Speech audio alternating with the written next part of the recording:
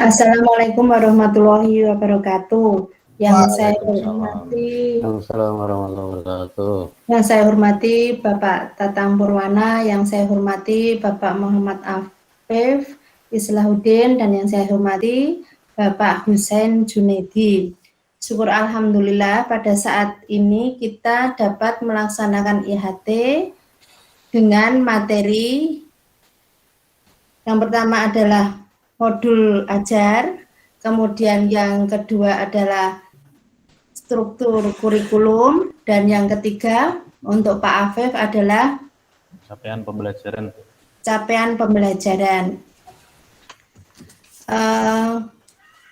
Marilah kita sebelum kita melaksanakan IHT kali ini, semoga dalam IHT kita diberikan kelancaran dan kemudahan.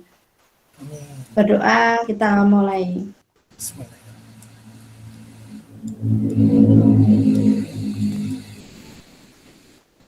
Berdoa selesai. Untuk menyingkat waktu, Bapak-Bapak yang saya hormati sebagai narasumber, untuk yang pertama yaitu untuk modul pembelajaran yang akan disampaikan oleh Bapak Tatang Purwana. Waktu dan tempat kami persilahkan. Assalamualaikum warahmatullahi wabarakatuh. Waalaikumsalam. Waalaikumsalam warahmatullahi wabarakatuh. Yang saya hormati rekan-rekan semuanya, Bu Dwi, Pak Husain, Pak Afif. Ya, alhamdulillah kita diberikan kesehatan di sini untuk melaksanakan kegiatan IHT terkait dengan modul ajar. Saya akan share screen terlebih dahulu terkait dengan modul ajar. Ya, mungkin dari Pak Afif atau Pak Husain sudah mengetahui terkait dengan apa itu modul ajar. Monggo Pak Afif, Pak Husain, modul ajar. Masuk Pak Tatang. Oke. Sepemahaman saya, modul ajar ini berdasarkan pembelajaran yang asinkronus ya Pak. Karena saya sudah melihat di LMS, jadi hari ini kita bahas pemahaman dari LMS bahwa modul ajar itu adalah turunan daripada capaian pembelajaran. Artinya adalah kita turunkan capaian pembelajaran pada setiap elemen, kemudian kita jelaskan dalam modul ajar dalam bentuk alur tujuan pembelajaran. Kemudian setelah itu dari alur tujuan pembelajaran barulah kita turunkan ke modul ajar. Secara garis besar saya lihat untuk modul ajar ini tidak jauh berbeda daripada RPP. Dari komponen-komponen utamanya itu ada informasi umum, kemudian kegiatan inti, dan terakhir adalah terkait lampiran yang mungkin berisi materi ataupun asesmen. Begitu Pak Tatang. Terima kasih Pak Afif, jawaban Anda sangat luar biasa sekali. Pak Husain mungkin mau menambahkan? Saya kira hampir sama, bahwa pada intinya bahwa modul ajar itu yang konversinya RPP itu yang di dalamnya juga ada tujuan pembelajaran dan sebagainya. Saya kira hampir sama dengan Pak Afif. Terima kasih. Oke, terima kasih Pak Husain. Ya, kita simpan dulu jawaban dari Pak Afif dengan Pak Husain. Ya, kita akan masuk ke agenda pada hari ini. Ya, agenda pembahasan di modul ajar yang akan kita bahas pada sesi ini yaitu terkait dengan konsep modul ajar dan komponen modul ajar. Nah, Bapak Ibu semuanya, untuk konsep modul ajar, nah di sini disampaikan bahwa modul ajar adalah sejumlah alat atau sarana media, metode, petunjuk, dan pedoman yang dirancang secara sistematik dan menarik. Modul ajar merupakan penerapan dari alur tujuan pembelajaran seperti apa yang disampaikan oleh Pak Afif tadi, yang dikembangkan dari capaian pembelajaran dengan profil pelajar Pancasila sebagai sasarannya.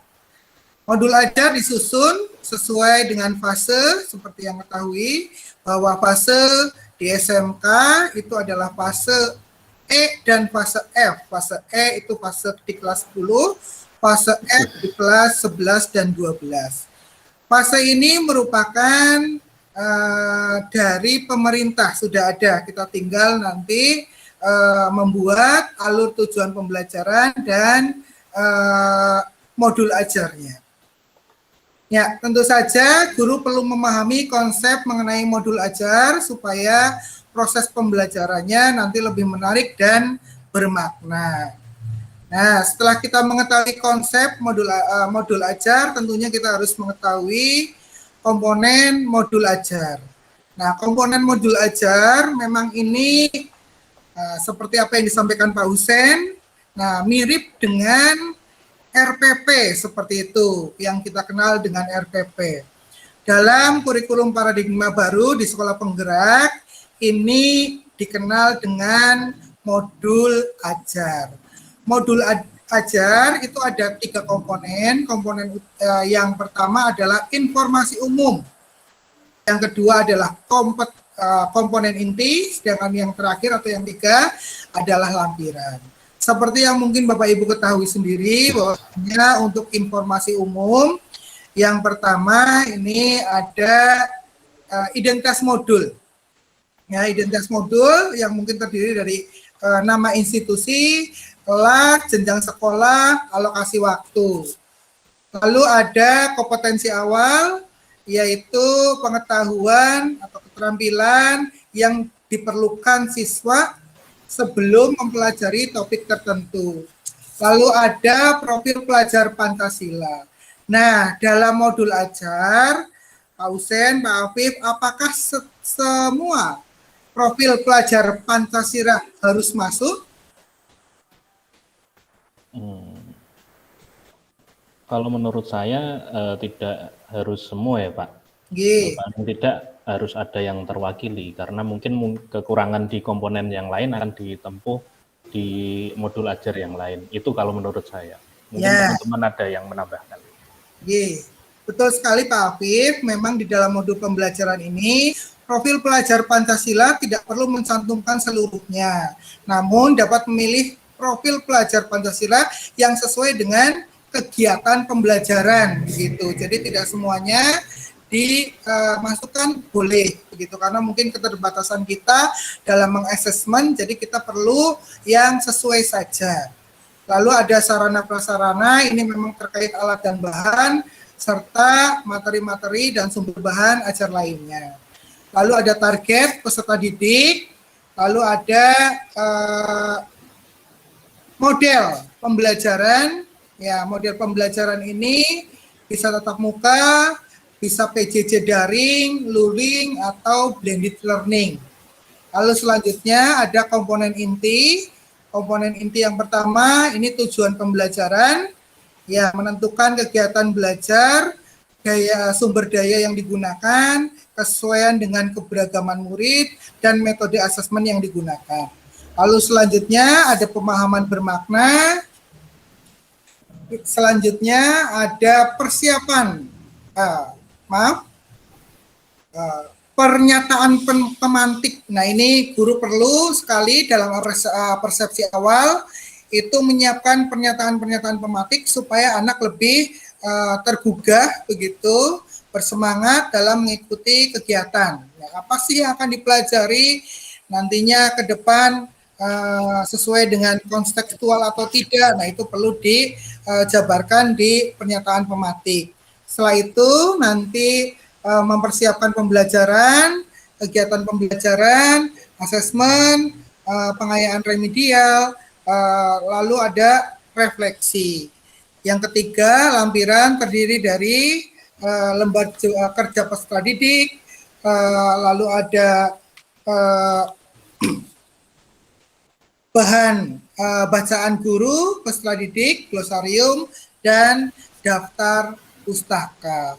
Nah, ini menurut Pak Afif serta Pak Husen, apakah komponen modul ajar ini harus semuanya paket komplit seperti itu tertera di modul ajar? Saya kira menurut saya tidak harus komplit, karena di samping kita diberikan keleluasaan untuk menentukan karena konsep merdeka belajar, ya tentunya tidak harus komplit. Mana-mana yang penting bagi kita itu yang bisa kita lakukan.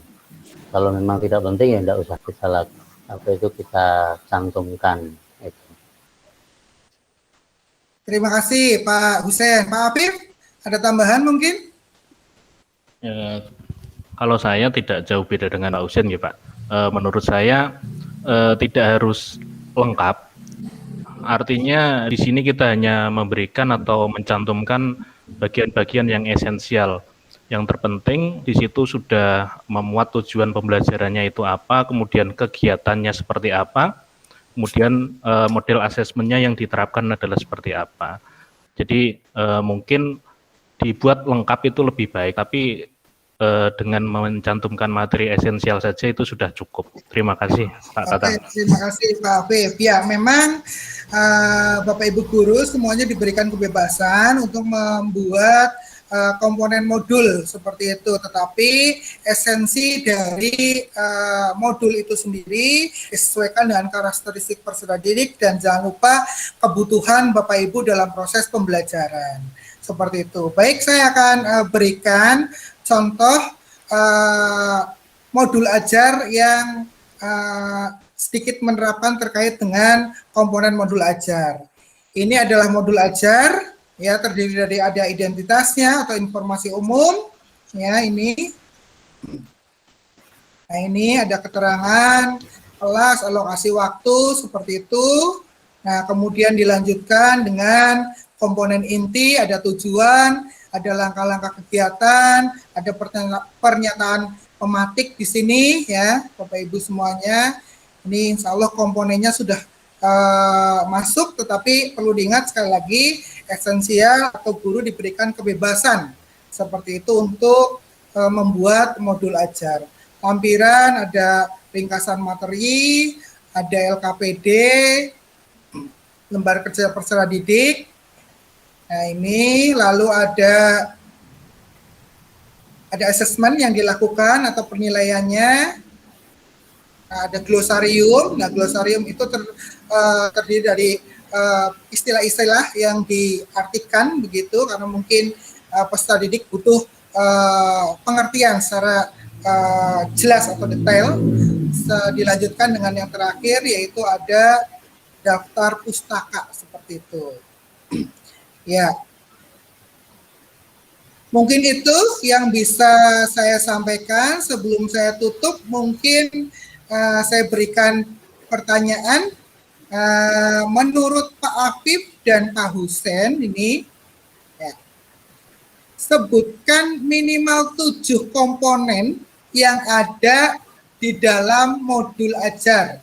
Ya, ini sebutkan 7 minimal komponen yang ada di dalam modul ajar. Monggo, boleh Pak Afif atau Pak Husen dulu. 7 komponen. Sebentar, Pak.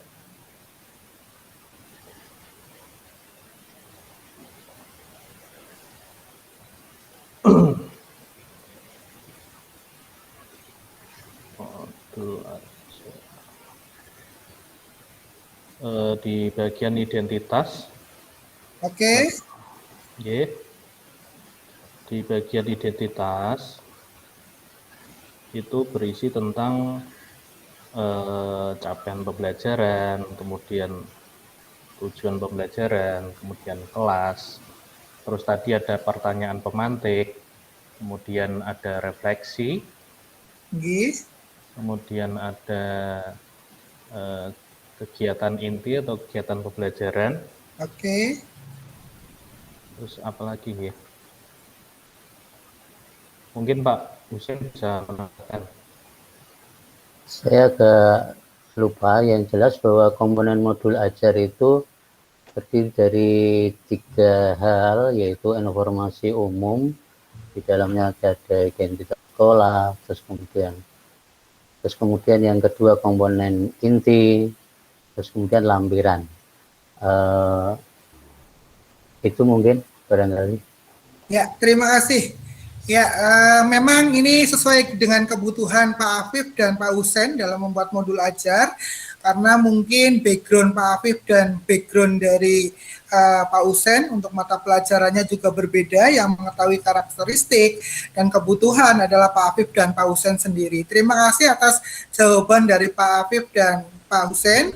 Intinya simpulan dari konsep modul ajar dan komponen modul ajar, di sini guru diberikan kebebasan untuk mengembangkan modul ajar sesuai dengan kebutuhan mata pelajarannya.